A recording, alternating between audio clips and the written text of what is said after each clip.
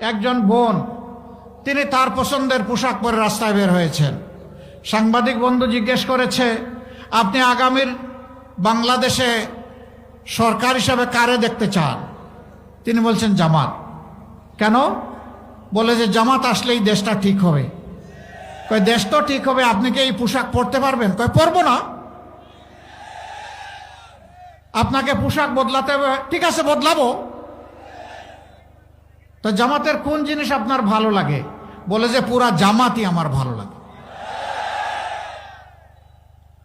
মা বোনদের এই অভিব্যক্তি। এরপরে জিজ্ঞেস করা হচ্ছে যে কেন?